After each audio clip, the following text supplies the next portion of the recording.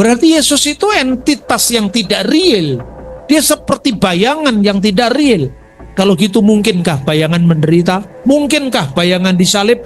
Kata Markion, Bapak masih kenal sama saya? Tentu saja aku mengenalmu karena kamu anak sulung setan, katanya.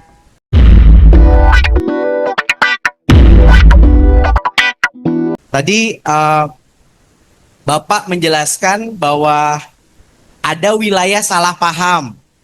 Kalau wilayah salah paham itu akibat ketidakmengertian orang. Wilayah faham salah ya.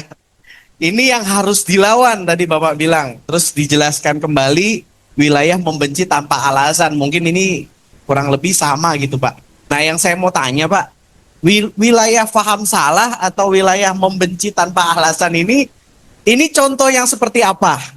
Karena kadang-kadang ketika hikmat kita kurang atau ketika kita kurang berdoa Pak, akhirnya emosi yang keluar Pak.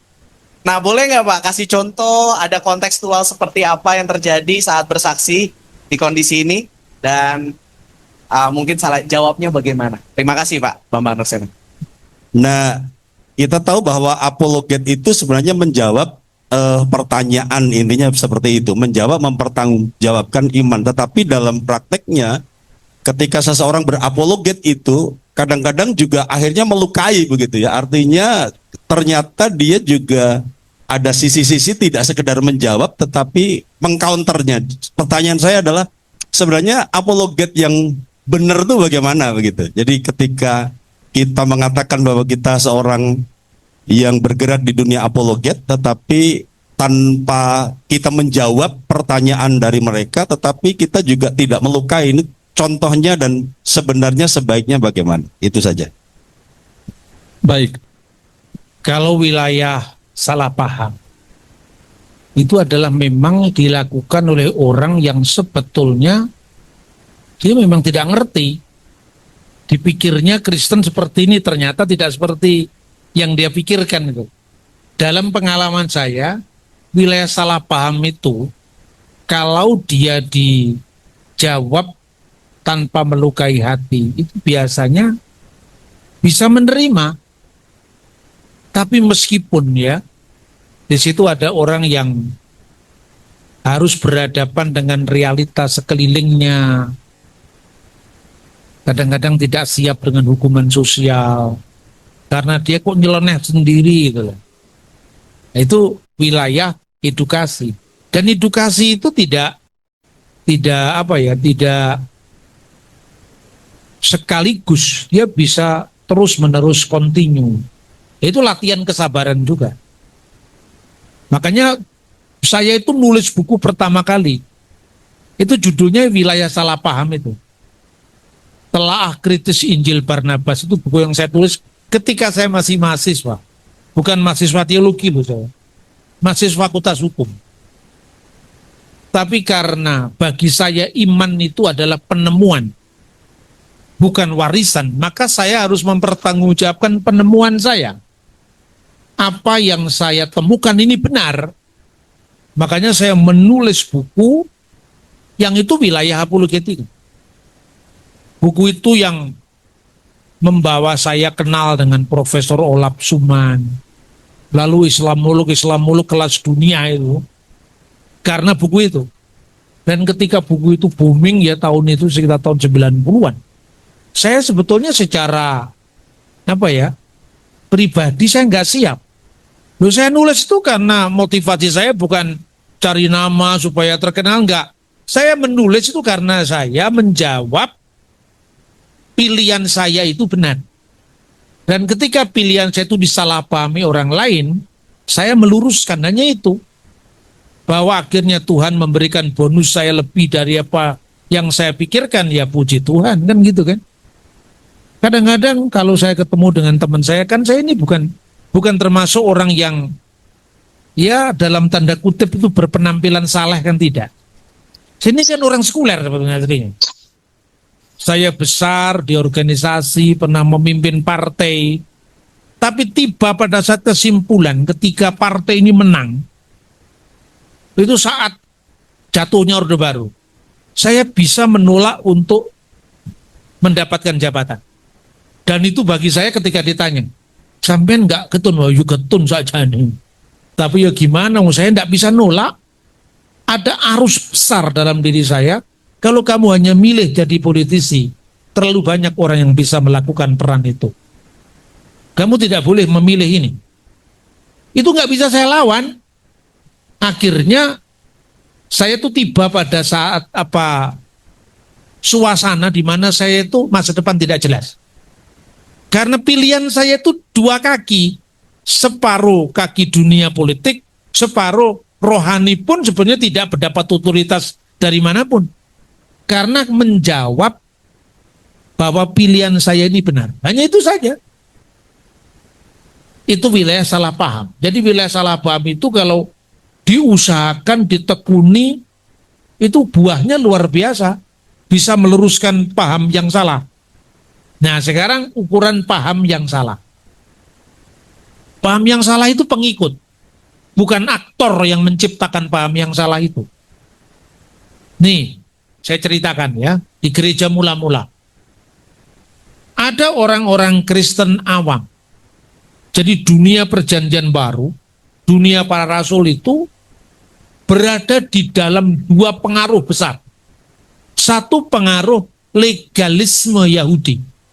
Legalisme Yahudi itu kira-kira kalau orang-orang bangsa lain tidak menyunatkan dirinya dan mengikuti hukum Musa, dia tidak bisa selamat. Itu legalisme Yahudi. Itu yang dipaksakan oleh orang-orang Parisi yang sudah menjadi percaya, yang akhirnya melahirkan konsili para rasul di Kisah Rasul pasal 15. Itu legalisme Yahudi, ya. Yang kedua itu Helenisme. Helenisme itu filsafat Yunani.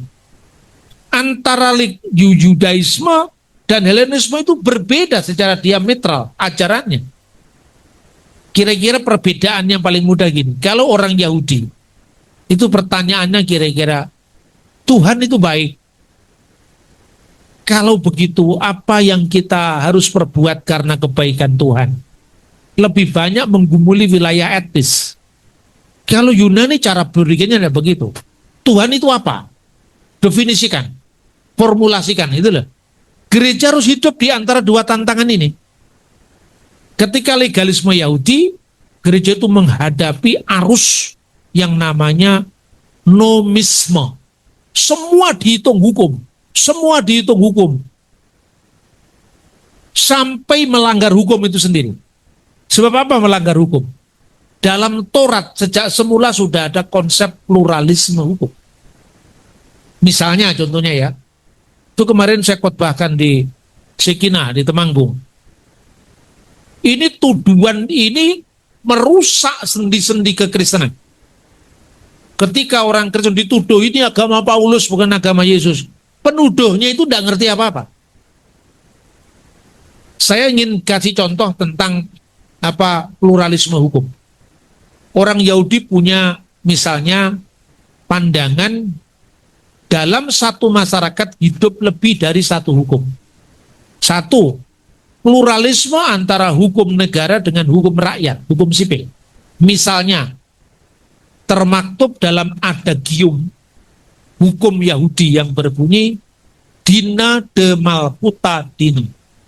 Hukum negara sepenuhnya hukum kita. Itulah yang melatar belakangi Paulus mengatakan taatlah kepada pemerintah. Itulah adagium yang melatar belakangi Yesus katakan berikan kepada kaisar yang harus kamu berikan kepada kaisar dan kepada Tuhan yang harus kamu berikan kepada Tuhan. Ayat ini ayat favoritnya Bung Karno. Sudah dikutip di bawah bendera revolusi. Mau kritik saya kan sulit tuh, ayatnya dikutip Bung Karno. Gitu? Tapi kalau ayat ini saya kutip di khotbah, banyak orang menyerang saya. Ini Bung Karno yang ngutip ini, bukan saya. Gitu? Makanya mainnya mesti jauh. Ya.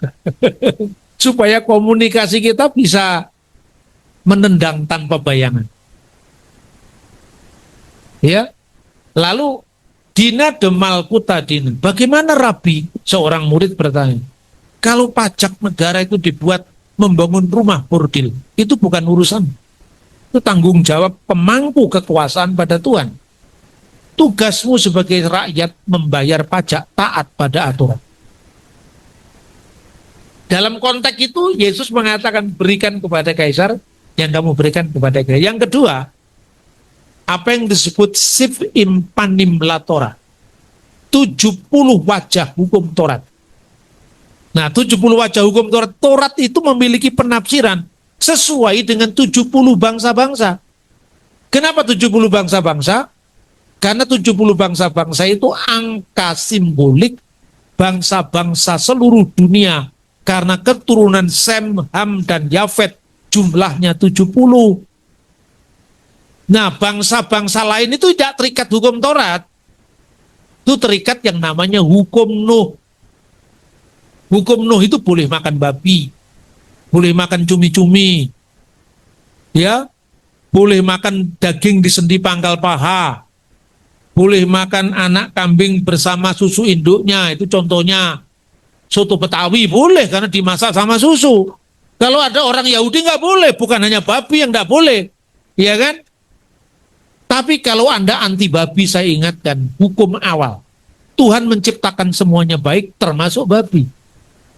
Lalu kamu alasannya membenci babi itu apa? Kamu membenci ciptaan Tuhan. Bahwa babi tidak berlaku untuk kamu, silakan. Tapi jangan kemudian memusnahkan peternakan babi. Kan begitu saudara-saudara. Ya toh? Terus saya tunjukkan. Ini kan kalau saya ngomong ayat orang kan marah ke saya. Ini kan mesti aja Pak Bambang Kristen kan itu kan. Saya potret itu relief di Candi Borobudur. Ada namanya relief Karma Wibangga. Di situ ada gambarnya babi. Dan menurut negara Kertagama, babi itu makanan raja-raja Nusantara. Kalau ayam itu makanan rakyat. Ikan asin itu makanan rakyat. Makanya siapapun yang makan babi, Anda keturunan raja. Ini guyonan, saudara-saudara. Pluralisme hukum. Jadi kalau untuk orang Yahudi, berlaku hukum Taurat. Makanya ketika orang Parisi menjadi percaya, dia mau maksa. Kamu kalau percaya Yesus, ikut dulu sunat. Baru setelah itu kamu dibaptis. Loh, tidak begitu aturannya. Ini bukan ajaran Paulus. Ini ajaran Taurat sendiri. Di mana? Apa konteksnya Paulus mengatakan, kita bukan lagi orang asing. Tapi kita adalah warga dari kerajaan Allah. Kita teman sewarga, rekan sewarga. Dulu kita jauh, sekarang menjadi dekat oleh karena Kristus. Kan gitu kan? Artinya apa? Dulu kita ini statusnya orang asing. Mau dia Tionghoa, Jawa, Batak, Ambon, pokoknya orang asing. Orang asing itu bahasa Ibraninya ger. Lah ger itu dibagi dua. Ger hasa'ar, orang-orang asing di pintu gerbang. Ini orang-orang yang lalu lalang masuk ke eret Israel, ke wilayah Israel. Berlaku orang ini hukum Nuh. Kalau orang ini taat pada hukum Nuh, tidak berzina, tidak mencuri, tidak berdusta, hormat pada bapak ibu, hormat kepada Tuhan, hormat pada kemanusiaan, kamu disebut hasidi umat ha'olam, orang asing yang baik. Itu kata Yahudi, bukan kata saya. Makanya jangan nyerang saya sebagai orang Kristen. Ini saya cerita Yahudi yuk. Kalau nggak percaya Anda lihat sendiri Talmud, ya kan? Terus, kalau orang asing yang seperti ini, hai orang Yahudi, kata Musa, dalam kitab Keluaran, kitab Imamat, kamu tidak boleh makan bangkai. Apa yang disebut bangkai? Bangkai itu binatang yang disembelih tidak atas nama Tuhan Israel. Bukan bangkai busuk, bukan. Atau ada misalnya kijang melintas jalan, diterkam harimau. Mati, tapi nggak disembelih. Matinya diterkam binatang buas. Tapi dagingnya mati segar. Boleh kamu berikan kepada orang asing. Atau boleh kamu jual kepada orang asing. Tapi jangan kamu makan. Ini piagam HAM ini. Karena apa? Dia punya agama sendiri. Bayangkan, Musa tidak memaksa orang lain kalau bukan karena sukarelanya dia masuk ke dalam iman yang benar. Maka Yesus katakanlah, biarlah lalang itu tumbuh bersama gandum sampai waktu menuai. Apa yang dikatakan Yesus itu semua sejalan dengan Musa. Karena apa? Yesus penggenapannya Musa. Paulus pun sejalan dengan Musa dan Yesus. Jangan ikuti mazhab orang Jerman. Itu muncul abad 19 kamu ikuti. Tapi tulisan dari abad pertama, kedua, ketiga, keempat nggak pernah kita baca karena kita Wesleyan. Jadi Alkitab langsung Wesley, Alkitab langsung Calvin. Kita kehilangan sejarah 1600 tahun. Itulah yang menyebabkan banyak ya para penggarong-penggarong iman itu memanfaatkan masa yang panjang ini untuk dia bikin ajaran aneh-aneh. Kan begitu. Nah, tapi kalau orang asing ini menetap di wilayah Israel, dia mengikuti perayaan-perayaan Israel. Kenapa mengikuti? Ibarat misalnya Anda orang Amerika tinggal di Indonesia, ketika 17 Agustusan dia ikut hormat dong pada negara di mana dia ditampung, memberkati di mana kamu ditempatkan. Tapi dia tetap tidak menjadi anggota dari komunitas Yahudi ini sampai dia disunat. Nah, ketika dia disunat, berlaku atasnya Imamat pasal 11. Jangan makan babi. Tapi jangan dibatasi hanya babi. Unta juga jangan kamu makan. Kencingnya juga jangan kamu minum. Loh, yang faktanya kan gitu.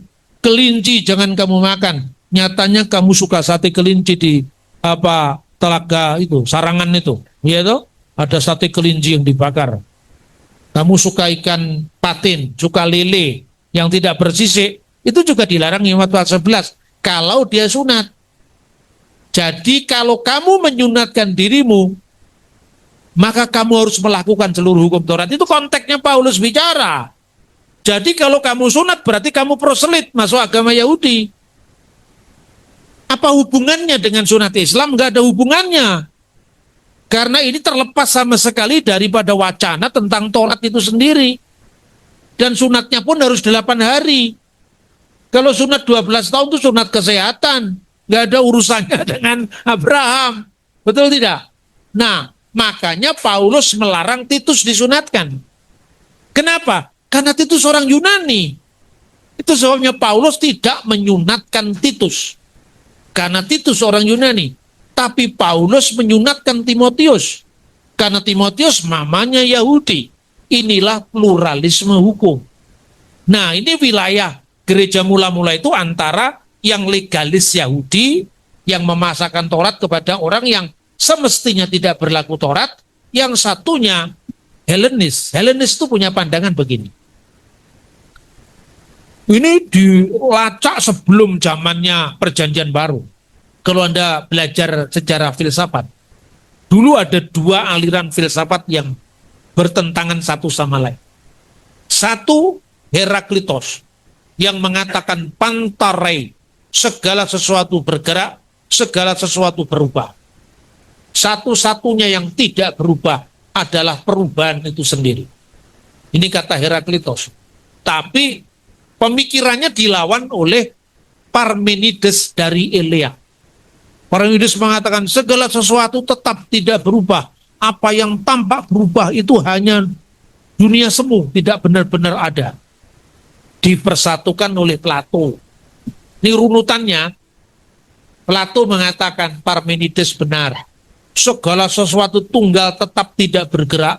Itu dunia abadi sana yang tidak berubah. Tapi Heraklitos juga benar. Itu dunia sekarang ini yang serba berubah. Nah, 2 ini semacam 2 dunia yang tak terjembatan. Karena itu Tuhan tidak mungkin jadi manusia.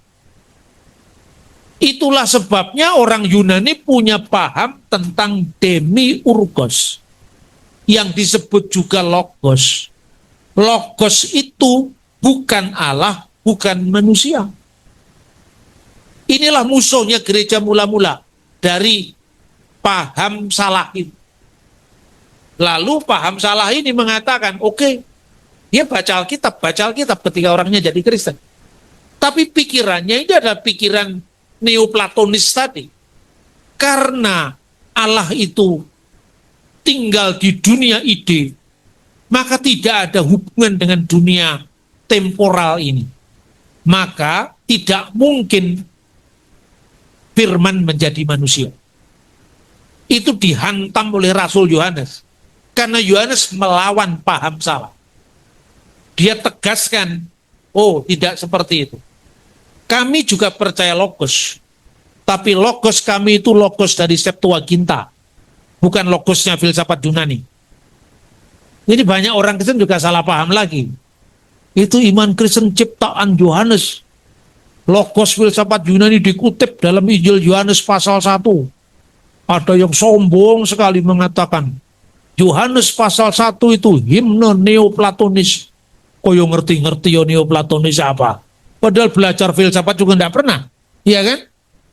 Ada yang belajar filsafat, pusing, mundur dari seminari, kemudian menyeberang, lalu jadi kami mantan Katolik. Nah itu banyak yang begitu itu. Rata-rata yang begitu itu belajarnya nggak selesai. Makanya kelihatan kalau orang Jawa ngomong ya, jalmo limpat seprapat tamat.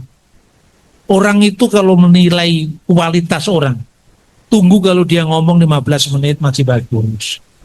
Kalau nanti bertahan 1 jam masih bagus, itu berarti pinter sungguhan. Tapi kalau jalmo limpat seprapat minggat, sekolah belum tamat ke susu manggung. Makanya saya katakan banyak di era medsos ini gemblong ke susu manggung. Akibatnya kacau balau kan? Karena apa? Dia belum selesai dengan dirinya sendiri. Nah, kembali ke paham salah tadi. Paham salah itu mengatakan dilawan oleh Yohanes. Yohanes melawan ini, benar.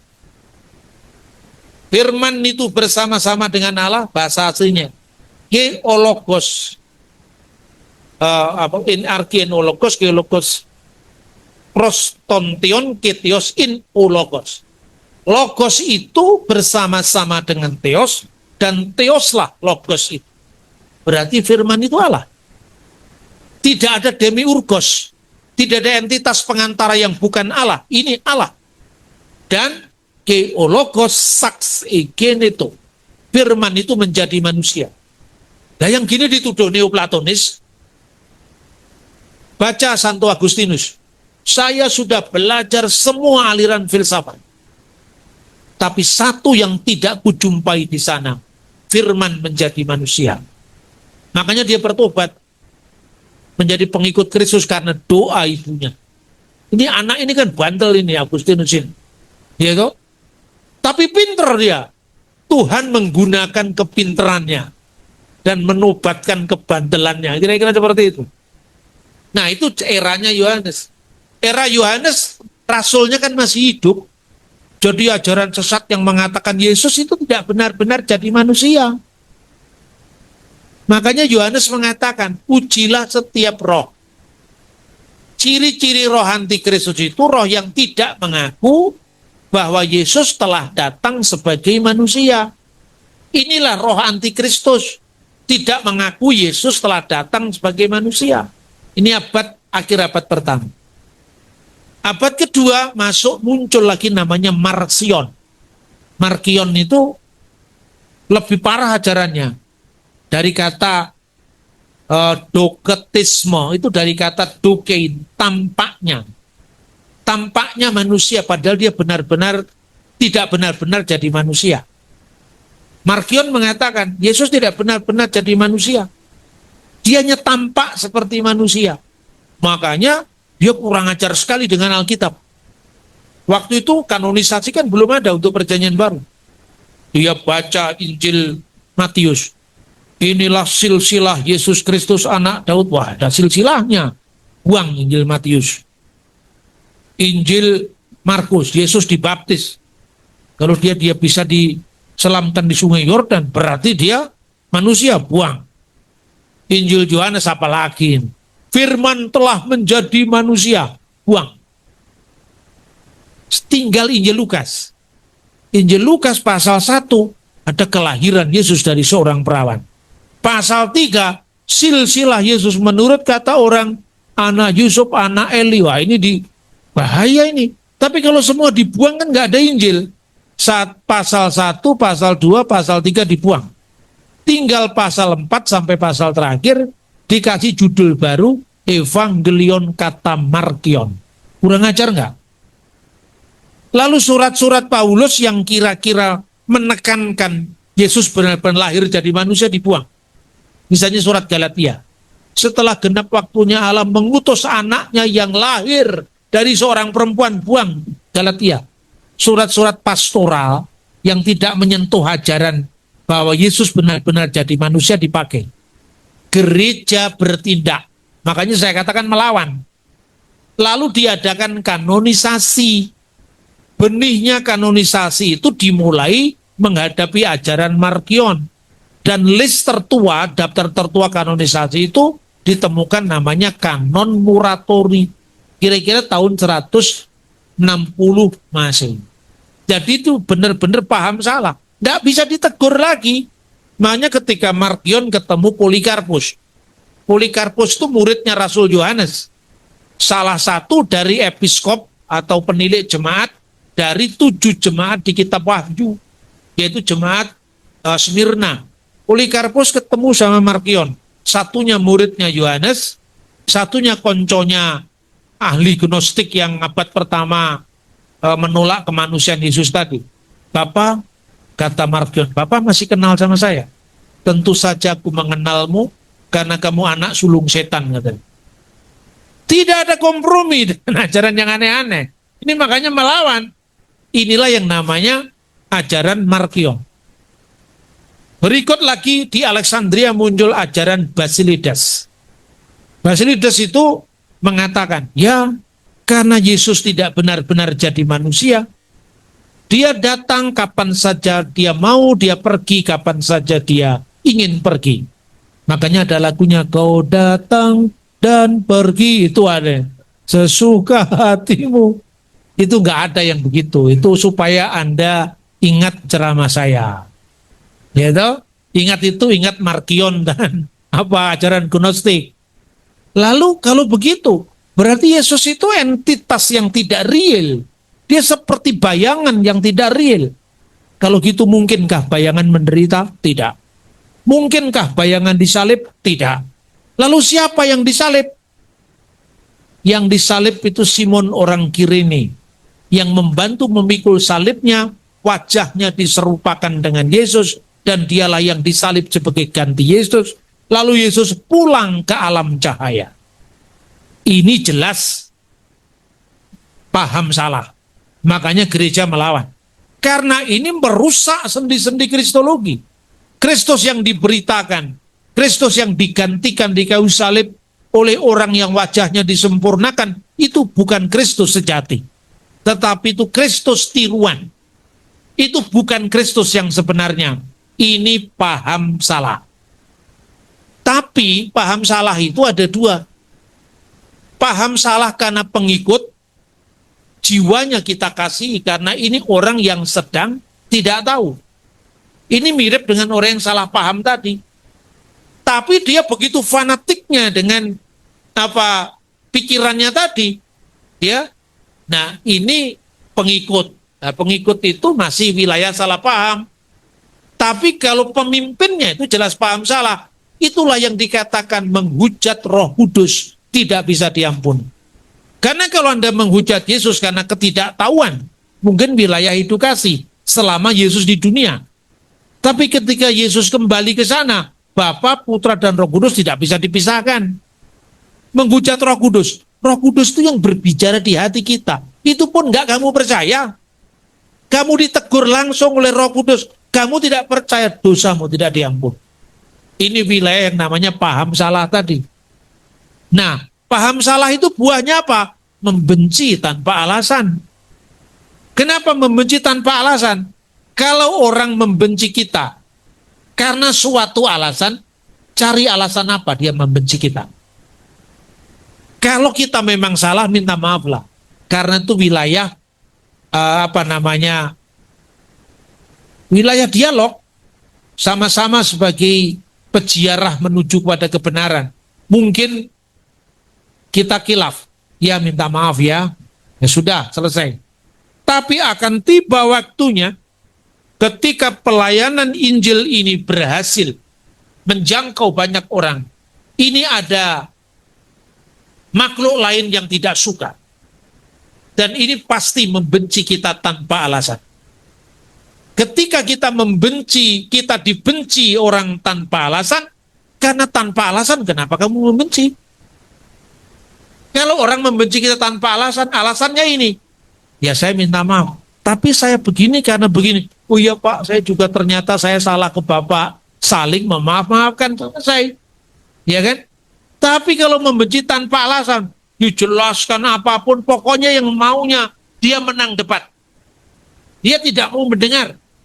Ya, padahal tadi saya sampaikan pada Pak Ketua tadi, memenangkan hati itu bisa memenangkan pikiran. Tapi kalau Anda hanya memenangkan argumen, Anda tidak bisa memenangkan hatinya. Orang ini semakin jauh dari kebenaran. Karena apa? Hatinya sudah disakiti. Tapi kalau hatinya tertangkap dulu, orang kan balik lagi, Mas. Baksonya masih ada, masih. Sate kambingnya masih ada, masih. Sini yuk, sini. Saya punya kopi enak ini. Sambil ngobrol. Itulah wilayah sesungguhnya hati sudah dimenangkan. Makanya kemudian argumen ditata ulang. Menciptakan, membuat orang pintar itu lebih mudah ketimbang membuat orang baik. Maka banyak pelayanan kita gagal karena kita hanya mencetak orang pintar. Tapi kita tidak mencetak orang baik yang berintegritas dan selesai dengan dirinya sendiri. Nah, yang kedua itu kemudian adalah apologet. Kata apologet itu mulia. Apologetika itu salah satu dari cabang teologi. Dan sejak abad pertama, kedua itu sudah ada apologet Kristen. Quadratus dari Athena. Itu ditemukan fragmennya. Ketika orang-orang Kristen disalahpahami, dibenci tanpa alasan. Kalau sudah dibenci tanpa alasan, dia tidak bisa membuktikan dengan argumen sebagus apapun. Dia tunjukkan, itu loh. Bukti ada orang-orang yang mendapatkan mujizat dari zaman Yesus. Sampai hari ini sebagian masih hidup. Bisa ditanya mereka yang sembuh dari sakit, mereka bahkan yang bangkit dari antara orang mati. Beberapa orang masih ada. Alkitab tidak mencatat itu. Tapi berarti kalau Alkitab mengatakan, ketika Yesus itu pada saat Paskah itu disalibkan itu, banyak orang yang dari kubur keluar dan berjalan ke kota. Siapa mereka? Nggak disebutkan tuh. Lah kemudian ini apa zombie atau siapa ini? Kenapa hanya Matius yang mencatat? Ya toh? Kenapa Injil lain nggak mencatat?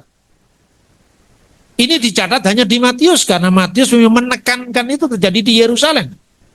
Sementara yang lain-lain konsentrasinya bukan untuk orang Yahudi. Dan data tertua tentang orang-orang yang dibangkitkan mati jumlahnya tidak satu. Bukan hanya Lazarus, bukan anak Yarius, tapi banyak. Itu sebagiannya masih hidup pada masa Quadratus. Ini catatan gereja mula-mula. Artinya apa? Orang yang tidak bisa dimenangkan dengan argumen, ditunjukkan buktinya. Makanya pelayanan bukan sekedar pertarungan ide, pertarungan wacana, tapi kuasa Tuhan hadir di tengah-tengah kita. Kedua, Justinus Martir. Dia seorang filosof yang bertobat menjadi pengikut Kristus. Dia nulis buku judulnya Apologia 2 jilid. Anda cari di perpustakaan mungkin ada ya. Anda cari aja Apologia Justin Martir. Itu bagaimana dia memberikan argumentasi tentang siapa Kristus menurut cara pikir filsafat Yunani agar orang Yunani bisa mengerti. Luar biasa. Tapi apologet yang sekarang ini ya itu apa ya? Itu militansi. Tapi kadang-kadang tanpa strategi. Militansi tanpa strategi dimanapun itu ada kekalahan itu. Makanya setelah bersaksi tanpa melukai itu mesti diterjemahkan. Benar secara iman. Ini tadi. Barang siapa tidak bersama aku, dia melawan aku, itu benar secara iman. Tidak ada pilihan kalau sudah ini hitam putih. Kamu tidak bisa memilih. Saya setengahnya ikut Tuhan, setengahnya ikut setan. Kalau hitam putih harus putih atau harus hitam sekalian. Tidak bisa abu-abu. Tapi kalau wilayah komunikasi, itu wilayah yang luas. Wilayahnya barang siapa tidak melawan kita, dia ada di pihak kita. Nah, yang kedua, benar secara iman. Yang kedua adalah ramah secara budaya. Ini dibuktikan bagaimana para bapak-bapak gereja mula-mula ketika Injil harus diwartakan pantata etni kepada suku-suku bangsa. Bukan hanya sekedar menyeberangi batas wilayah yang berbeda, tapi juga budaya yang berbeda, bahasa yang berbeda. Ini maka kita mesti ramah budaya. Itulah sebabnya Injil diterjemahkan dalam bahasa-bahasa lain. Ramah budaya. Yang ketiga, aman secara hukum. Karena apa? Karena kalau menurut adagium Yahudi tadi, dina demal kuta dina. Hukum negara adalah hukum kita juga. Atau berikanlah kepada kaisar, harus kamu berikan kepada kaisar. Sejalan dengan itu Paulus mengatakan kamu harus taat kepada pemerintah. Karena kuasa pemerintah berasal dari Allah untuk kebaikanmu. Kan begitu. Kemudian yang ketiga. Pertama, saya ulang. Benar secara iman. Ramah secara budaya. Dan ketiga, aman secara hukum. Dan saya tambahkan lagi satu. Ya, ini dalam konteks apologetika. Penting sekali. Yang penting beritanya. Bukan siapa yang memberitakan. Yang dipentingkan beritanya, bukan siapa yang memberitakan. Kenapa? Ini alasan dari alam roh. Nah, saya ngomong serius sih. Setan itu tidak bisa melawan ajaran yang benar. Setan tidak bisa memberikan kebenaran. Tapi bisa dan mampu membegal yang membawa kebenaran. Nah, itu sekarang renungkan. Setan tidak bisa melawan kebenaran. Tapi setan bisa begal. Bahasa Jawa tahu kan begal kan? Di pinggir jalan, hei mau kemana kamu? Itu butuh cakil itu. Mandek satrio gitu kan? Satrionya apa marah kira-kira? Buto, solahmu kurang toto. Nah, itu kan halus, dia tetap halus. Sokongan di pinang kamu kan itu kan. Butonya dijawab. Ngendi dang kamu balik aku takon marang kowe endi dang kamu. Waduh nyandak dongko. Tumrape satrio wismo tumrape buto dongko. Nah itu kan. Tumrape satrio pasuryan panjenengan tumrape buto raimu. Itu kita seperti itu. Jadi sini ada klasifikasi. Makanya kalau Anda di wilayah raimu itu wilayah yang kasar-kasar. Wilayah demit-demit begitu. Kalau wilayah yang halus-halus itu wilayah yang bajunya batik kayak saya dengan Pak Petrus. Ya kan? Pak Martin ini kan kelihatan batik ini kan sulit dirabai. Ini filosofinya apa? Tapi buto yang mati jam 9 itu, buto lorek jam 9 mati itu selalu abu-abu, kelabu, gitu, hitam putih itu gampang. Orang ini maunya ke sini, cegat kok gini. Orang ini maunya ke sini, cegat kok gini. Tapi kalau menendang tanpa bayangan sulit. Nah ini Anda perlu belajar membaca buku-buku Koping Hu. Gitu? Supaya Anda bisa paham bagaimana cara berstrategi yang benar. Maka saya katakan, ya yang penting itu, mari kita belajar selesai dengan diri kita. Umur saya sudah kepala 6 sekarang. Dulu waktu kepala 4 ya berapi-api juga. Maka sekarang ini tugasnya tugas pendampingan. Yang begini jangan dimatikan, tapi diarahkan, dibina, karena tidak mungkin orang itu jelek langsung sempurna. Makanya kita kalau ada orang yang keras-keras begitu, jangan dibalas dengan kekerasan. Nanti kan capek sendiri. Karena orang ngomong lembut itu kan nggak capek. Orang ngomong keras itu, setelah itu 2 piring nasi. Terus terakhir saya sampaikan ilustrasi saya. Saya itu pernah, karena in the beginning was gregetan. Karena gregetan itu tadi. Menulis buku hanya dalam waktu 10 hari. Bukunya salah satunya ada, saya bawa. Terbatas sekali. Judulnya Yus Asap. Legenda Yesus tidak disalib pergi ke India. Itu gara-gara apa? Tahun itu ada isu baptisan Ahmadiyah. Di Klaten sini, di beberapa tempat. Dan banyak hamba-hamba Tuhan yang tertipu. Dia merasa benar membaptis Ahmadiyah. Tapi anehnya ini ada aktornya di belakang ini. Ada aktornya. Saya nggak perlu sebutkan namanya. Yang tidak ingin saya ikut. Rupanya mereka sudah melakukan mapping. Ini orang ini tahu tentang Ahmadiyah. Jangan dilibatkan. Alasannya kelihatan saleh. Untuk Pak Bambang ini terlalu sepele Pak yang begini. Nggak usah kita tangani sendiri saja. Karena saya tidak yakin itu Ahmadiyah. Suatu saat jalan buntu untuk saya pergi menyaksikan apa benar yang berbondong-bondong itu dibaptis itu orang Ahmadiyah. Saya datang dengan mengajak seorang teman. Saya tiba-tiba muncul aja di satu kota. Diantarkan sama pendeta yang ketipu habis 400 juta. Dia sudah membaptis, habis itu lapor polisi, wajib lapor. Karena apa? Karena dianggap dia itu melakukan kegaduhan karena kristenisasi.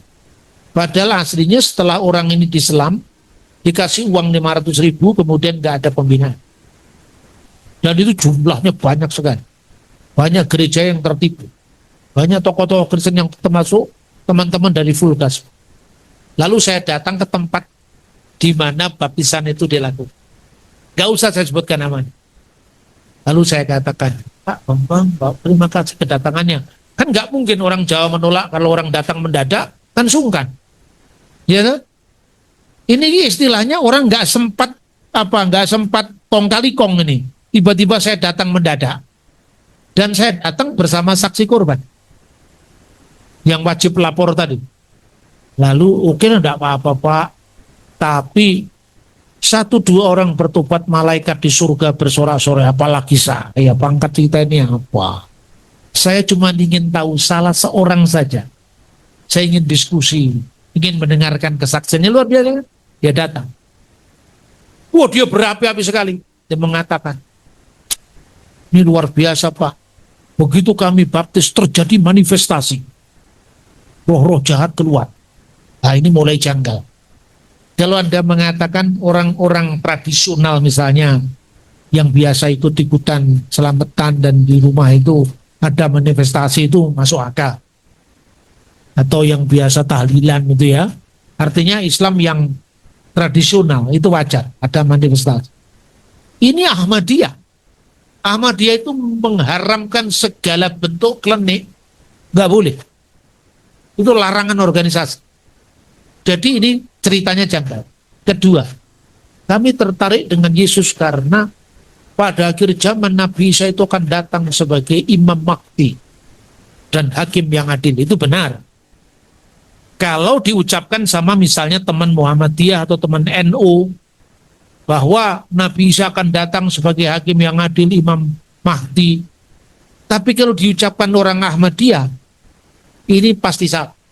Karena bagi orang Ahmadiyah, Imam Mahdi dan Hakim yang adil itu sendiri adalah Mirza Ghulam Ahmad, bukan Isa Al-Masih.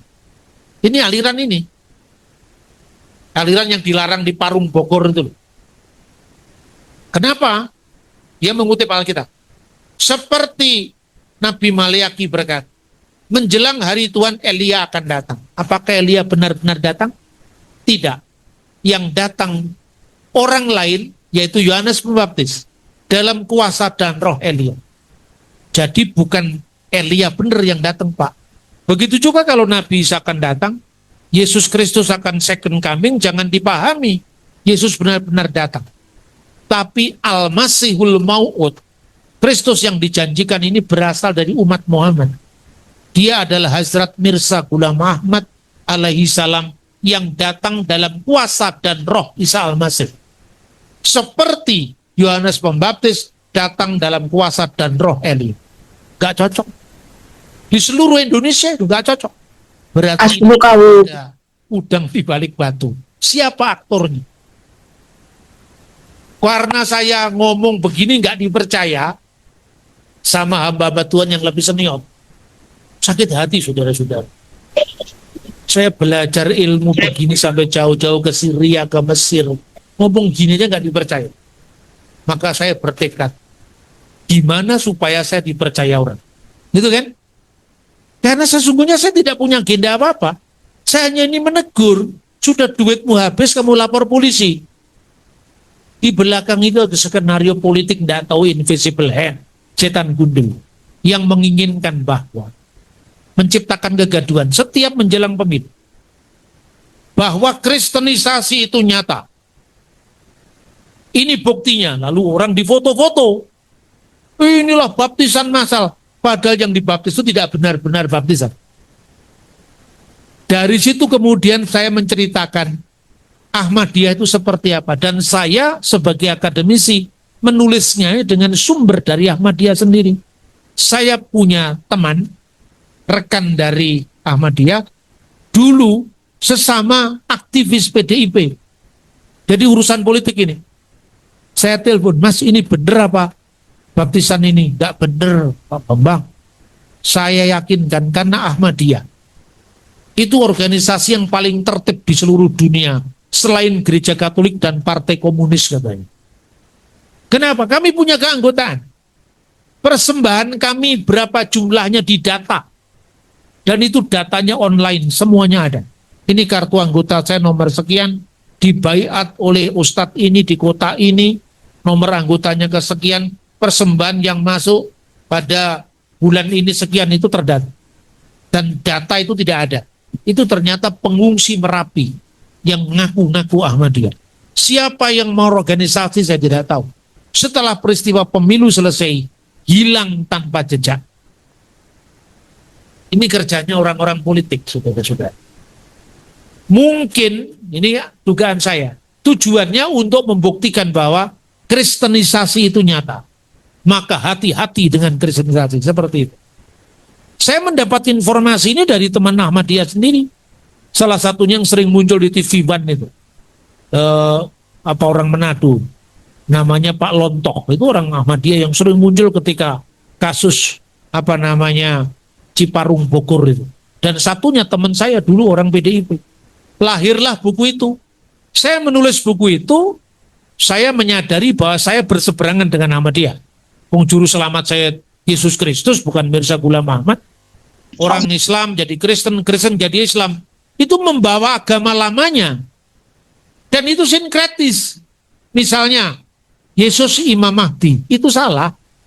Tidak ada Imam Mahdi dalam seluruh Alkitab.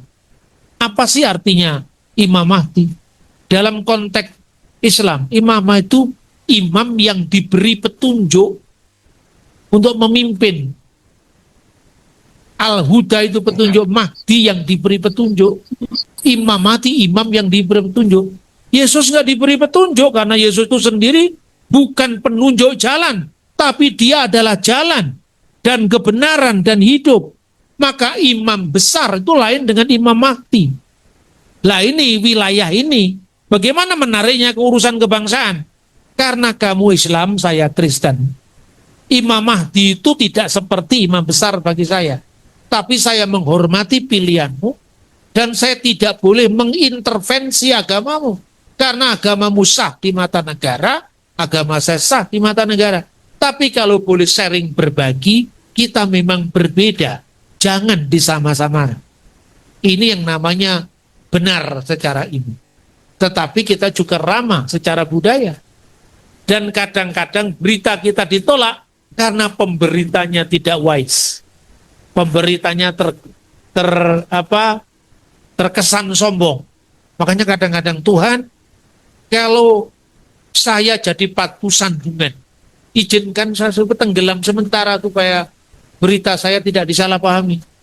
Saya ngomong begini karena saya pernah mengalami Orang yang saya kalahkan dalam debat itu dendamnya sampai sekarang tidak habis-habis. Dia ketika dalam keadaan terpuruk, dikunjungi oleh tim saya, menangis, salam hormat kepada Pak Bambang. Setelah dia keadaannya lebih baik, Bambang Nurusena itu kurang ngajar, merasa paling benar sendiri, pernah. Dan orang ini jiwanya juga tidak tertolong. Maka saya katakan sejak saat itu ada hikmat dari saya. Untuk apa saya menang kalau orang hatinya tidak dimenangkan? Ini saya senang dengan sambutan tadi. Bisa memenangkan argumen, tidak bisa memenangkan hati itu kerugian. Karena dari hati terpancar seluruh kehidupan. Otak ini hanya bagian yang kelihatan pintar dan seterusnya. Nah, itulah yang saya sampaikan di buku saya yang berjudul Juz Asaf. Ada lihat bagaimana? Itu saya tulis dengan hati itu. Tidak hanya dengan pikiran. Karena jengkel supaya saya menulis dalam konteks kebangsaan, saya bisa mempertahankan argumentasi saya bahwa Yesus itu bukan Imam Mahdi. Menurut pandangan Islam kita memang berbeda. Yesus pasti disalib, tidak diserupakan dengan orang lain, tidak pula pergi ke India. Gitu? Itu ajaran Ahmadiyah kan Yesus lolos dari salib pergi ke India. Kalau ajaran Islam pada umumnya, Yesus nggak disalib tapi orang lain yang diserupakan. Karena ini sudah wilayah agama lain, saya tidak bisa mengomentari ini benar atau ini salah. Dalam konteks kebangsaan. Tapi kalau dalam konteks iman, ya saya mengatakan bahwa Markion itu salah, Basilides itu salah. Karena menyerupakan Yesus dengan orang lain. Secara historis itu nggak terbukti. Tapi karena itu wilayah agama lain, saya tidak bisa masuk ke sana. Karena itu sudah ada undang-undangnya. Kan begitu kan? Itu aman secara hukum. Bahwa kemudian orang lain tertegur secara pelan atau secara halus dengan saya, itu wilayahnya Roh Kudus, bukan wilayah saya. Maka yang terakhir ini baru saya ucapkan di sini. Di STT Magelang. Yang penting beritanya, bukan yang memberitakan. Makanya dari awal komunitas saya, Institute for Syriac Culture Studies, tidak mengizinkan kesaksian-kesaksian pindah agama. Kita tidak pernah mengizinkan kesaksian-kesaksian murtad. Bahwa kalau murtad ya simpan aja untuk dirimu. Tapi yang kamu kemukakan argumentasimu, bukan pribadi. Ini tidak melukai orang lain. Tapi kalau belum apa-apa, ada orang terima Yesus karena pilihannya, ditanggapi kemana-mana, akhirnya beralih. Fokusnya bukan berita. Kenapa? Beritanya itu-itu saja, karena dia nggak sempat sekolah. Mestinya dikirim dulu ke STT yang begini. Jangan langsung diundang kemana-mana. Karena apa? Teologinya rapuh. Dalam kerapuhan teologi itu, ingat kata-kata saya, iblis tidak bisa melawan kebenaran. Tapi iblis bisa membegal orang yang memberitakan kebenaran. Nah, ini sudah bahasa alam roh. Semoga saudara paham dan menerjemahkan ini dalam pelayanan kita sehari-hari. Militansi itu penting, ya. Tapi militansi tanpa strategi adalah kekalahan.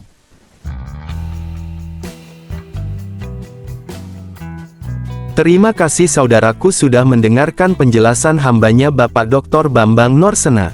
Semoga memberkati. Jika ada pertanyaan atau pernyataan silahkan isi di kolom komentar ya. Percayakah saudara bahwa Alkitab adalah wahyu Allah kepada manusia yang berisi pernyataan-pernyataan tentang Allah dalam relasinya dengan manusia? Atas dasar apakah kita dapat mempercayai bahwa Alkitab adalah firman Allah yang hidup yang menjadi standar moral dan kelakuan orang Kristen? Berikut ini 10 alasan yang menunjukkan bahwa Alkitab itu adalah firman Allah yang layak dipercaya dan diikuti. 1. Wahyu ilahi. Para teologi pada umumnya membagi wahyu Allah menjadi dua, yaitu wahyu umum dan wahyu khusus. Wahyu umum adalah pernyataan Allah yang memungkinkan manusia mengetahui bahwa Allah itu ada melalui alam semesta dan ciptaannya. Wahyu khusus yaitu pernyataan Allah atas dirinya sendiri kepada manusia. Maksudnya Allah yang dari sorga itu memperkenalkan dirinya sendiri kepada manusia. Ada dua wahyu khusus yang diberikan oleh Allah agar manusia bisa mengenalnya dengan benar. Pertama, melalui pribadi Yesus Kristus yang inkarnasi ke dunia ini, Yohanes 1 ayat 1-3, 14,18, 14 ayat 7-11, 17 ayat 3. Kedua, melalui Alkitab firman Allah yang tertulis kita dapat mengenal Allah dengan benar, karena Dia memperkenalkan dirinya melalui firman-Nya yang bisa dimengerti oleh manusia. 2. Inspirasi Alkitab. Charles C. Ryrie mendefinisikan inspirasi atau pengilhaman sebagai berikut, Allah mengawasi sedemikian rupa sehingga para penulis Alkitab itu menyusun dan mencatat tanpa kekeliruan pesannya kepada manusia dalam bentuk kata-kata pada penulisan aslinya. Dalam 2 Timotius 3 ayat 16 kata Yunani untuk inspirasi adalah theopneustos yang berarti Allah menghembuskan. Penting untuk mengetahui bahwa kata pewahyuan berbeda dengan kata pengilhaman dan iluminasi. Dalam pengertian teknis teologis, kata pewahyuan atau penyataan Allah menunjuk kepada pengalihan pikiran Allah kepada pikiran manusia yang dipilih Allah menjadi penulis-penulis kitab-kitab Alkitab. Pengilhaman menunjuk pada penulisan naskah-naskah asli Alkitab oleh para penulis pihak manusia dalam kontrol Roh Kudus. Pengilhaman disebut juga inspirasi, sedangkan iluminasi atau penerangan menunjuk pada pimpinan Roh Kudus yang memampukan manusia memahami kebenaran Alkitab dalam relevansinya pada setiap konteks kehidupan. 3. Keotentikan Alkitab. Otentik berarti Alkitab itu murni dan keasliannya terjamin. Alkitab dikatakan asli karena memang ditulis penulis yang namanya dipakai untuk kitab dan tulisannya tepat pada zaman dimaksud. Alkitab dikatakan otentik karena mengisahkan fakta-fakta yang benar-benar terjadi. 4. Klaritas Alkitab. Klaritas atau kejelasan Alkitab diartikan bahwa Alkitab ditulis sedemikian rupa sehingga jelas maksud pemberitaan dan pengajarannya, sehingga dapat dimengerti oleh setiap orang yang sungguh-sungguh membaca dan mencari pertolongan Tuhan serta bersedia melakukan firman Tuhan itu. Namun demikian tidak berarti bahwa semua bagian Alkitab akan dapat dimengerti dengan mudah. Tidak juga berarti bahwa setiap orang akan mengertinya dengan benar. Tapi memang betul bahwa untuk mengerti isi Alkitab dengan benar seseorang harus memiliki persyaratan moral dan rohani tertentu. 1 Korintus 2 ayat 14. Juga dapat terjadi seseorang mengerti lebih jelas dari yang lain. 2 Petrus 3 ayat 16. 5. Infabilitas dan ineransi Alkitab. Ineransi Alkitab berarti bahwa Alkitab tidak ada kekeliruan atau kesalahannya. Infabilitas berarti Alkitab bebas dari kecenderungan melakukan kesalahan. Karena Alkitab diinspirasikan oleh Allah, maka Alkitab tidak dapat salah atau tidak memiliki kekeliruan. Kekeliruan Alkitab berarti bahwa Alkitab hanya mengatakan yang benar. Nubuat-nubuat perjanjian baru yang telah digenapi membuktikan bahwa Alkitab tidak memiliki kekeliruan. 6. Keharmonisan Alkitab. Alkitab adalah pernyataan Allah yang ditulis oleh manusia dalam bahasa manusia. Lebih dari 40 orang penulis dari latar belakang pendidikan, status sosial, ekonomi dan profesi yang berbeda. Di samping itu, kitab-kitab itu ditulis dalam zaman dan tempat yang berbeda pula. Walaupun demikian Alkitab hanya memiliki satu sumber, yaitu Allah sendiri. Itulah sebabnya kitab-kitab dalam Alkitab tidak bertentangan satu dengan lainnya, melainkan satu kesatuan yang tidak terpisahkan dalam keharmonisan. 7. Kredibilitas Alkitab. Kredibilitas berarti dapat dipercaya. Sebuah buku dianggap dapat dipercaya jika ia benar secara keseluruhan sehingga dapat dipercaya sebagai pegangan dan pedoman hidup. Kredibilitas Alkitab berhubungan dengan inspirasi, infabilitas, kanonitas dan keharmonisan Alkitab. 8. Kanonitas Alkitab. Kata kanon berarti tongkat pengukur dan menunjuk kepada suatu standar atau peraturan. Dalam hubungan dengan Alkitab, kanonitas berarti bahwa Alkitab telah diukur dengan suatu standar, telah melewati ujian dan lulus ujian yang meliputi ujian sejarah, arkeologi maupun filologi. Kitab yang tidak lulus kanon disebut apokrifa. 9. Relevansi dan kecukupan Alkitab. Banyak buku yang telah ditulis oleh para ahli maupun filsuf, tetapi tidak mampu bertahan seperti Alkitab. Usianya lebih dari 1600 tahun. Walaupun begitu, Alkitab tetap relevan untuk kehidupan masa kini karena Alkitab adalah firman Allah yang hidup. Kecukupan Alkitab diartikan bahwa Alkitab berisi semua firman Allah yang dibutuhkan oleh orang percaya untuk keselamatannya dan untuk hidup di dalam keselamatannya, sehingga tidak diperlukan lagi tambahan, penyataan, lain di luar Alkitab yang setara dengan Alkitab. Dengan demikian kita percaya bahwa Alkitab adalah cukup sebagai satu-satunya sumber firman Allah yang diperlukan oleh manusia untuk selamat dan hidup dalam keselamatannya. 10. Otoritas Alkitab. Seluruh Alkitab adalah firman Allah. Tidak mempercayai atau mentaati Alkitab berarti tidak percaya atau tidak taat kepada Allah. Dengan kata lain, Alkitab menjadi otoritas tertinggi dan final untuk iman dan kehidupan orang percaya, karena Alkitab adalah firman yang datang dari Allah sendiri. Dalam banyak tempat di Alkitab dikatakan, demikianlah firman Tuhan. Bentuk kalimat ini dalam dunia perjanjian lama identik dengan bentuk kalimat, demikian kata raja, yang berarti suatu titah yang datang dari yang memiliki kekuasaan otoritas tertinggi, raja, dan tidak dapat diganggu-gugat, harus dilakukan dan dilaksanakan. Misal, Bilangan 22 ayat 38, Ulangan 18 ayat 18-20, Yeremia 1 ayat 9. Dalam Perjanjian Baru, ada beberapa ayat yang jelas sekali menunjukkan bahwa tulisan dalam Perjanjian Lama adalah firman Allah, misalnya, 1 Timotius 3 ayat 16, 2 Petrus 1 ayat 21. Dalam Perjanjian Baru juga terdapat ayat-ayat yang menunjukkan bahwa tulisan dalam Perjanjian Baru adalah firman Allah. Misalnya, 2 Petrus 3 ayat 16, 1 Timotius 5 ayat 18, 1 Korintus 14 ayat 37, Yohanes 14 ayat 26, 16 ayat 13. Alkitab adalah otoritas penentu dan akhir bagi orang-orang percaya yang menyangkut kehidupan pribadi maupun gereja. Otoritas Alkitab terutama dikaitkan dengan pewahyuan dan inspirasi Alkitab. Orang percaya dan gereja harus tunduk kepada otoritas Alkitab. Pengantar tentang proses penulisan Alkitab. Alkitab terdiri dari dua bagian utama, yaitu Perjanjian Lama PL dan Perjanjian Baru PB. Keduanya ditulis oleh berbagai penulis dalam kurun waktu sekitar 1600 tahun. Penulis-penulis ini sering disebut sebagai saksi utama yang berperan dalam menyampaikan wahyu Allah melalui pengalaman, peristiwa historis, dan inspirasi ilahi. Konsep saksi dalam teologi Kristen mengacu pada individu yang secara langsung atau tidak langsung menyaksikan karya Allah dan mencatatnya untuk generasi mendatang. 2. Inspirasi ilahi sebagai asas penulisan Alkitab. Dalam 2 Timotius 3 ayat 16 dikatakan, segala tulisan yang diilhamkan Allah memang bermanfaat untuk mengajar, untuk menyatakan kesalahan, untuk memperbaiki kelakuan dan untuk mendidik orang dalam kebenaran. Ayat ini menekankan bahwa penulis Alkitab adalah manusia yang dipilih Allah, tetapi mereka menulis dalam bimbingan Roh Kudus.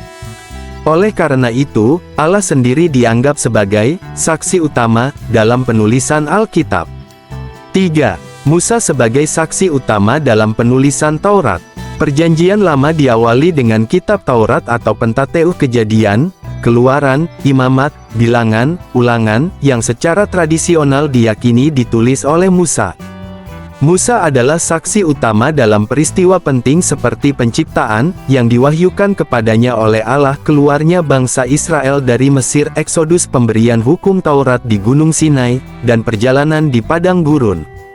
Musa menulis berdasarkan pengalaman langsung dengan Allah, termasuk momen ketika ia menerima 10 perintah Allah. 4. Para nabi sebagai saksi dalam penulisan kitab nabi-nabi. Perjanjian Lama juga mencakup kitab-kitab nabi besar Yesaya, Yeremia, Yehezkiel, Daniel, dan nabi kecil Hosea, Yul, Amos, dan lain-lain. Para nabi ini dianggap saksi utama karena mereka menerima pesan Allah melalui penglihatan, mimpi, atau langsung dalam percakapan dengan Allah. Contohnya, Yesaya menyaksikan kemuliaan Allah dalam penglihatannya di bait suci, Yesaya 6:1-8, sementara Yeremia menjadi saksi kehancuran Yerusalem. 5. Raja Daud dan Salomo sebagai penulis dan saksi historis. Daud dan Salomo memainkan peran penting dalam penyusunan kitab-kitab Perjanjian Lama. Daud dipercaya menulis sebagian besar mazmur, yang berisi doa, nyanyian, dan pujian kepada Allah. Sebagai seorang raja, Daud menjadi saksi hidup atas pemeliharaan Allah dalam peperangan dan masa damai. Salomo, putranya, menulis kitab-kitab hikmat seperti Amsal, Pengkhotbah, dan Kidung Agung. Salomo adalah saksi kebijaksanaan ilahi yang dianugerahkan kepadanya oleh Allah. 6. Ezra dan Nehemia sebagai saksi pada masa pasca pembuangan. Ezra, seorang ahli Taurat, menjadi saksi dalam proses pemulihan bangsa Israel setelah pembuangan di Babel. Ezra menulis kitab Ezra dan dipercaya terlibat dalam penyusunan ulang kitab Taurat. Nehemia, sebagai seorang pemimpin, menyaksikan pembangunan kembali tembok Yerusalem dan mereformasi bangsa Israel secara rohani.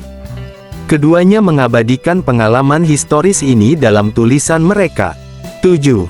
Penulisan kitab sejarah, Yosua hingga Ester.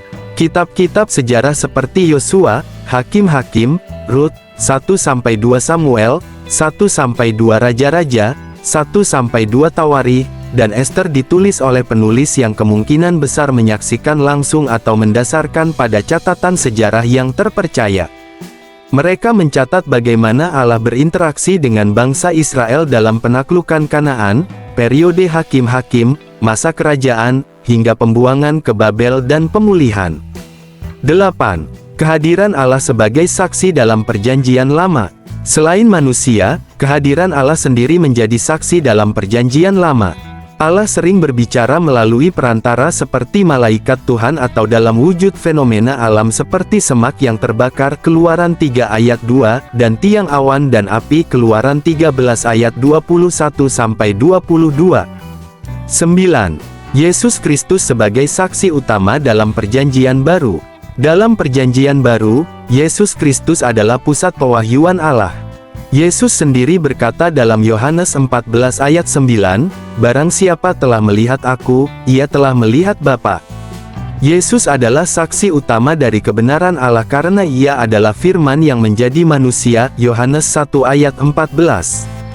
Melalui kehidupan, kematian, dan kebangkitannya, Yesus menyatakan karya penyelamatan Allah. 10. Para Rasul sebagai saksi mata kehidupan Yesus. Para Rasul, khususnya Petrus, Yohanes, dan Yakobus, menjadi saksi langsung atas pelayanan Yesus. Mereka menyaksikan mukjizat, pengajaran, penyaliban, kebangkitan, dan kenaikan Yesus ke sorga. Tulisan-tulisan mereka, seperti Injil dan surat-surat dalam Perjanjian Baru, merupakan kesaksian yang otentik. 11. Matius, Markus, Lukas, dan Yohanes sebagai penulis Injil. Keempat Injil memberikan catatan khusus tentang kehidupan Yesus. Matius dan Yohanes adalah saksi mata langsung, sementara Markus menulis berdasarkan kesaksian Petrus, dan Lukas menyusun Injil berdasarkan penelitian mendalam dan wawancara dengan saksi mata. Lukas 1 ayat 1-4. 12. Paulus sebagai saksi utama bagi bangsa-bangsa non-Yahudi. Rasul Paulus memainkan peran penting dalam penulisan sebagian besar surat-surat di Perjanjian Baru, Roma, Korintus, Galatia, Efesus dan lain-lain. Paulus adalah saksi langsung penampakan Yesus yang bangkit di jalan ke Damsyik. Kisah Para Rasul 9. Ia menjadi saksi tentang anugerah Allah yang membawa keselamatan bagi semua bangsa. 13. Yakobus dan Yudas sebagai saksi keluarga Yesus. Yakobus dan Yudas, saudara Yesus secara jasmani, menulis surat-surat dalam Perjanjian Baru, surat Yakobus dan surat Yudas. Mereka menjadi saksi akan perubahan hidup mereka setelah menyadari bahwa Yesus adalah Mesias. 14. Petrus sebagai pemimpin para rasul dan penulis surat. Petrus menulis 1 dan 2 Petrus, di mana ia menegaskan tentang penderitaan Kristus dan harapan dalam penganiayaan. Petrus adalah saksi kunci dalam peristiwa transfigurasi dan kebangkitan Yesus. 15. Yohanes sebagai saksi kebenaran ilahi. Yohanes, murid yang dikasihi Yesus, menulis Injil Yohanes, 3 surat Yohanes, dan Kitab Wahyu. Ia menyaksikan kehidupan Yesus dan menerima penglihatan akhir zaman di Pulau Patmos. 16. Kitab Wahyu sebagai kesaksian akhir. Kitab Wahyu ditulis oleh Yohanes berdasarkan penglihatan yang ia terima langsung dari Yesus Kristus. Yohanes menjadi saksi tentang rencana akhir zaman dan kemenangan Kristus. 17.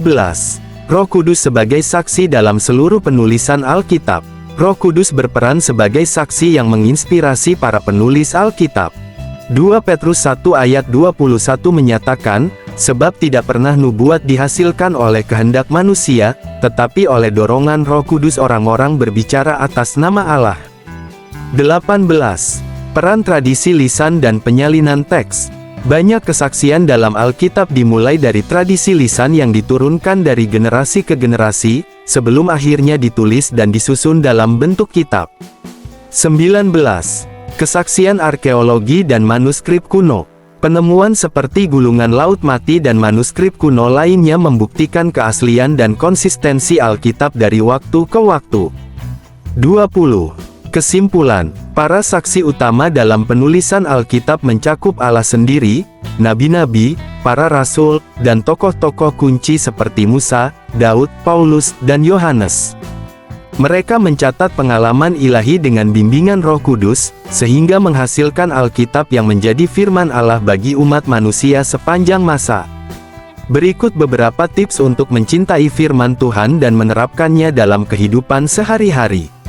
1. Membaca dan mempelajari firman Tuhan secara teratur. Luangkan waktu setiap hari untuk membaca dan mempelajari Alkitab. Pilihlah bagian Alkitab yang relevan dengan kehidupan sehari-hari. 2. Berdoa untuk memahami dan menerapkan firman Tuhan.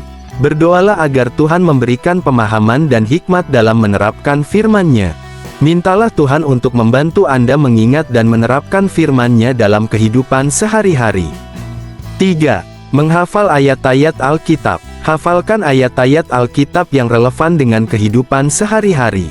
Gunakan ayat-ayat tersebut sebagai pedoman dan motivasi dalam menghadapi tantangan sehari-hari. 4. Bergaul dengan orang-orang yang mencintai firman Tuhan. Bergaullah dengan orang-orang yang juga mencintai firman Tuhan. Diskusikan dan bagikan pengalaman dalam menerapkan firman Tuhan dalam kehidupan sehari-hari. 5. Menerapkan firman Tuhan dalam kehidupan sehari-hari. Terapkan firman Tuhan dalam keputusan dan tindakan sehari-hari. Jangan takut untuk mengambil risiko dan menghadapi tantangan dalam menerapkan firman Tuhan. 6. Mengembangkan hubungan pribadi dengan Tuhan. Kembangkan hubungan pribadi dengan Tuhan melalui doa, pujian, dan penyembahan. Jadikan Tuhan sebagai pusat kehidupan Anda. 7. Sabar dan tekun dalam menerapkan firman Tuhan. Sabar dan tekun dalam menerapkan firman Tuhan dalam kehidupan sehari-hari. Jangan menyerah ketika menghadapi tantangan dan kesulitan. Dengan menerapkan tips-tips di atas, Anda dapat mencintai firman Tuhan dan menerapkannya dalam kehidupan sehari-hari. Ingatlah bahwa Tuhan selalu ada untuk membantu dan membimbing Anda. Kiranya ulasan ini menambah wawasan kita mengenai firman Allah dan iman kita semakin bertumbuh. Tuhan Yesus memberkati.